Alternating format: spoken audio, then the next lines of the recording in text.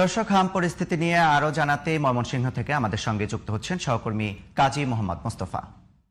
মোস্তফা, ময়মনসিংহে হাম পরিস্থিতি কেমন দেখছেন এবং হামে আক্রান্ত হয়ে নতুন কোনো মৃত্যু খবর আছে কিনা বিস্তারিত জানাবেন আমাদের। জি ইব্রাহিম, ঠিক যেমনটি বলছিলেন, সারা দেশের মতো ময়মনসিংহ হামে আক্রান্ত। আমি এই মুহূর্তে আছি ময়মনসিংহ মেডিকেল কলেজ হাসপাতালের ইমার্জেন্সি বিভাগ। গত 24 ঘন্টায় নতুন করে 20 জন ভর্তি হয়েছে হাম আইসোলেশন ওয়ার্ডে। এই মুহূর্তে হাম আইসোলেশন ওয়ার্ডে চিকিৎসক রয়েছে 101 জন।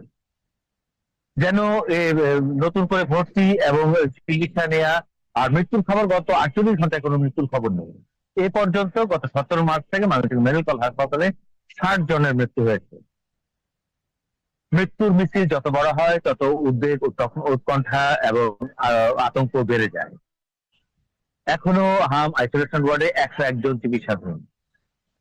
ডেঙ্গুর প্রকোপ এখনো শুরু হয়নি, তারপরেও ডেঙ্গুর যে প্রচার প্রচারণায় ডেঙ্গু নিয়ে অনেক ধরনের হচ্ছে। লার্ভা সিটি কর্পোরেশন এলাকায় লার্ভা ধ্বংসকারী এবং বিভিন্ন বসত বাড়িতে এক্সিকিউটিভ ম্যাজিস্ট্রেট গিয়ে জরিমানা আদায়, এগুলো নিয়ে চলছে।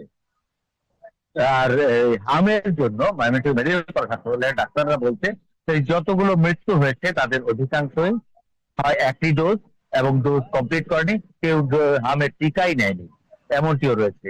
আর অনেকের বয়স হামের টিকা নেয়ার বয়সের থেকে অনেক কম ছিল। অ্যাকুরেট হামে মৃত্যুবরণ করেছে এমনটা নয়, তাদের সাথে নিউমোনিয়া, শ্বাসকষ্ট, সমস্যা অনেক ধরনেরই ছিল, এগুলো নিয়ে তাদের মৃত্যু হয়েছে। অতএব অ্যাকুরেট হাম নিয়ে মৃত্যুবরণ করেছে এমনটি নয়। ঢাকা থেকে যতগুলো পরীক্ষা হয়েছে সবগুলো পরীক্ষা মধ্যে এ পর্যন্ত 372টি হাম পজিটিভ রিপোর্ট এসেছে ময়মনসিংহ মেডিকেল কলেজ হাসপাতালে। আর টিকার কথা যদি বলতে হয়, শতভাগের উপর স্বাস্থ্য বিভাগ বলতে শতভাগের ওপরে টিকাদান সম্পূর্ণ হয়েছে। আর ময়মনসিংহ মেডিকেল কলেজ হাসপাতালে 1000 হাসপাতালে এখানে ময়মনসিংহ বিভাগের 4 জেলা সহ টাঙ্গাইল, কিশোরগঞ্জ, রংপুর, লালমনিরহাট, গাইবান্ধা, সুনামগঞ্জের গাজীপুরের রোগীরাও চিকিৎসা নিতে আসে। এবং কোন সময় এই 1000 হাসপাতালে কোন সময় 10,000 রোগীও এখানে চিকিৎসাধীন থাকে। অতএব ডাক্তাররা সর্বোচ্চ চেষ্টা করছে চিকিৎসা সেবা দেওয়ার জন্য। এই ছিল আমার কাছে সর্বশেষ ইব্রাহিম। মোস্তফা, ধন্যবাদ আপনাকে।